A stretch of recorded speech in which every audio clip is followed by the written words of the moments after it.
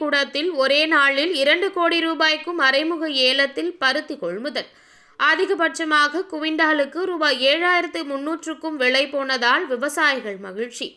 மயிலாடுதுறை மாவட்டம் குத்தாலத்தில் உள்ள ஒழுங்குமுறை விற்பனை கூடத்தில் 3வது வாரமாக பருத்தி மறைமுக ஏலம் நேற்று நடைபெற்றது.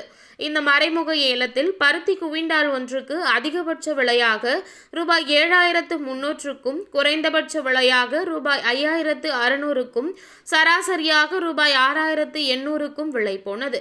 இன்று ஒரே நாளில் மொத்தமாக 2,800 குவிண்டால் பருத்தி ரூபாய் 2 கோடிக்கு கொள்முதல் பரிவர்த்தனை நடைபெற்றது.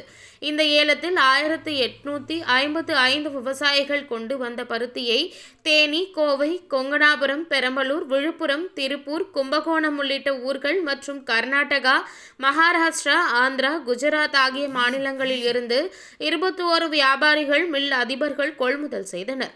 நடப்பாண்டுக்கு டெல்டா மாவட்டங்களிலேயே குத்தாலம் ஒழுங்குமுறை விற்பனை கூடத்தில் அதிக விலைக்கு பருத்தி கொள்முதல் செய்யப்பட்டதால் விவசாயிகள் மகிழ்ச்சி அடைந்துள்ளனர்.